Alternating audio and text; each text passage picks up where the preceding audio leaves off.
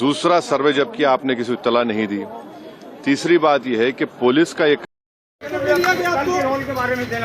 बहुत बड़ी खबरें निकल के सामने आई हैं कि आप लोगों को पता है जो संभल के अंदर हालात हैं वो किसी से छुपे हुए नहीं है, लेकिन ऐसी खबरें निकलकर सामने आ रही हैं जो मैं इसके अंदर आप लोगों को बताने वाला हूं। दो अहम खबरें बताने जा रहा हूं जो आप लोगों को सुनने के लायक है, वाकई में सुननी चाहिए। एक खबर तो वो है कि वहां की जो जामा मस्जिद है जिसके ऊपर विवाद चल रहा है, उसके सदर जफर अली, एडवोकेट जफर अली साहब को गिरफ्तार कर लिया है। क्यों किया है वो भी बताऊंगा, आप वीडियो में ठहरे रहें। लेकिन दूसरी बात ऐसे है कि वो दल्ले के पिल्ले कोई भी नहीं बोल रहा है अब इस मामले पर। क्यों नहीं बोल रहा है भाई? क्योंकि सिर्फ हर मामले पर, हर जगह पर मुस्लिमों के लिए असदुद्दीन ओवैसी साहब ही आवाज उठाते हैं। क्यों उठाते हैं? क्या कोई गलती है क्या? लेकिन फिर भी मुसलमान इसको बी टीम बताते। क्यों बताते हैं भाई? दोस्तों मैं आप लोगों को वो भी दिखाऊंगा कि असदुद्दीन ओवैसी साहब ने क्या कहा है। लोकसभा में भी उन्होंने एक अर्जी दायर की है, उन्होंने अर्जी लगाई है कि इस जो संभल का मामला चल रहा है इसको लेकर। लेकिन पहले मैं आप लोगों को वो दिखा दूं कि जिसमें जफर अली साहब को गिरफ्तार किया गया है। जफर अली साहब ने थोड़ी देर पहले उसे क्यों गिरफ्तार किया गया है, जो कि संभल पुलिस ने जामा मस्जिद के सदर एडवोकेट जफर अली को भी पुलिस ने गिरफ्तार कर लिया है।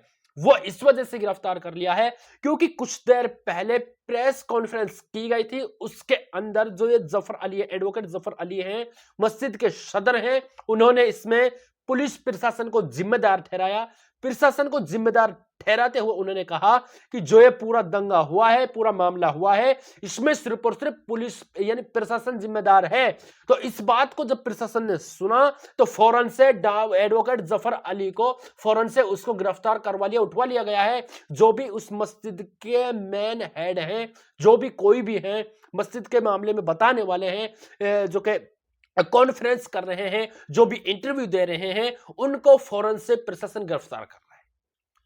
आप लोगों को पता है क्यों गिरफ्तार कर रहा है? पहले आप इस वीडियो को देख सकते हैं कि जिसमें एडवोकेट जफर अली साहब को पुलिस ले जाते हुए सीधे तौर पर आप लोगों को दिखाई दे रही है। जो भी मस्जिद के बारे में कुछ बता रहा है उसको दबाने की कोशिश की जा रही है। लेकिन यहीं पर मेरे दोस्तों, मेरे भाइयों, अब बात करेंगे कि बैरिस्टर असदुद्दीन ओवैसी ने जो कि संभल मामले को लेकर क्या कहा है, आखिर यही क्यों बोलते हैं। पहले आप इस बयान को सुन लें ओवैसी साहब के। देखिए, सबसे पहली बात तो ये है कि संभल की चंडोसी की जो जामा मस्जिद है वो कोई 50 साल 100 साल नहीं बल्कि 200-250 साल पुरानी मस्जिद है, उससे ज्यादा है। वहां पर कोर्ट की तरफ से बगैर मस्जिद के जिम्मेदारों को, कमेटी को सुने उन्होंने एक एक्स पार्टी ऑर्डर पास कर दिया, वो गलत है। दूसरा यह है कि एक बार तो आपने गलत ऑर्डर दिया, सर्वे हो गया। दूसरा सर्वे जब किया आपने किसी को इत्तला नहीं दी। तीसरी बात यह है कि पुलिस का ये काम था कि मस्जिद कमेटी को कॉन्फिडेंस में लेते या वहां की पीस कमेटी को। चौथी बात यह है कि जो सर्वे करने लोग आ रहे हैं वो प्रोवोकेटिव स्लोगन्स लगा कर आ रहे हैं, वो वीडियो उसका है, पब्लिक डोमेन में है। और उसके बाद जो वहां पर वायलेंस हुआ जिसमें 3 मुसलमानों को गोली लगी, उनकी मौत हुई, हम इसका कंडेम करते हैं। ये फायरिंग नहीं बल्कि मर्डर है। और जब से बाबरी मस्जिद, राम मंदिर का जजमेंट आया, जिस बात को मैं पर्टिकुलरली कह रहा हूं कि उस जजमेंट के बाद ये सब चीजें खुलेंगी और एक के बाद एक खुल रही हैं। एएसआई प्रोटेक्टेड मॉन्यूमेंट सब बातें कर रहे हैं, क्या एएसआई के कानून में नहीं है कि आप उसका रिलीजियस नेचर चेंज नहीं, कैरेक्टर चेंज नहीं कर सकते? किस बुनियाद पे कर रहे हैं ये?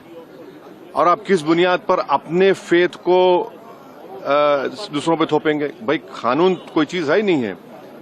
जिस दिन कोर्ट में सुनवाई होती है उसी दिन ऑर्डर हो जाता है, उस दिन सर्वे भी हो जाता है। ये तो 1948 में ऐसे ही होता है बाबरी मस्जिद में। तो ये जो फायरिंग हुई है ये फायरिंग नहीं है, मर्डर है। और जो भी ऑफिसर्स इन्वॉल्व है उनको सस्पेंड करना चाहिए और एक सिटिंग हाईकोर्ट जज से उसकी इंक्वायरी होनी चाहिए। ये सरासर गलत है, जुल्म हो रहा है वहां पर तो संभल में। वहां के सांसद पे एफआईआर दर्ज कर दिया। आप जिस पे चाहे कर लीजिए भाई, जिस पे भी चाहे कर लीजिए, जज आप, जूरी आप, सब आप, तो बचेगा क्या फिर? अब आप लोगों ने ओवैसी साहब की इस बयान को सुना है, थोड़ा सा यहां पर आप ध्यान दीजिए कि हर जगह पर आप लोगों ने नोटिस किया होगा, भारत के अंदर अगर कहीं भी मुस्लिम समाज तो क्या कोई भी समाज पर अगर कोई दिक्कत आती है तो उसमें बैरिस्टर असदुद्दीन ओवैसी साहब ही क्यों बोलते हैं। जहां कहीं पर भी मुसलमानों के ऊपर जो भी मामला आते हैं उस पर आखिर बैरिस्टर असदुद्दीन ओवैसी साहब ही क्यों बोलते हैं। आखिर और भी तो नेता ऐसे हैं जो मुसलमानों के वोटों को लेकर राजनीति की जो कि पॉलिटिक्स में चमके हुए हैं, सितारे बने हुए हैं। मान लीजिए जैसे कि राहुल गांधी, मोहब्बत की दुकान खोलने वाले। दोस्तों आप लोग खेल को समझ जाइए, अभी भी समय है खेल को समझने का। यह राजनीति है मेरे भाई, सिर्फ लोग इसमें कौम का सौदा करने वाले बच गए हैं। आपको पता है कि बहुत सारे अभी भी जो महाराष्ट्र के अंदर इलेक्शन हुए हैं, 10 मुस्लिम विधायक जीतकर आए हैं। 10 मुस्लिम विधायक, क्या एक ने भी आवाज उठाई? पहले से सांसद भी हैं बहुत सारे भारत के अंदर, 25-26 सांसद हैं। क्या कोई आवाज उठा रहा है? क्या कोई बोल रहा है? एक भी नहीं बोल रहा, सिवाय ओवैसी साहब के। जो वक्फ बोर्ड का मामला था, इस पर किसने बात छेड़ी, किसने बात की? बैरिस्टर साहब ने, असदुद्दीन ओवैसी साहब ने। अगर ओवैसी साहब ना होते तो पता ना कब का क्या बिल पास हो जाता, किसी को कभी भी पता ना चलता। मेरे दोस्तों इस वीडियो के अंदर बस यही है, मैं आप लोगों से कहना चाहूंगा इस वीडियो को आप लोग दबा के सभी भाइयों तक शेयर करें। अगर आप YouTube चैनल पर नए हैं तो चैनल को सब्सक्राइब करके बेल आइकन को प्रेस कर सकते हैं।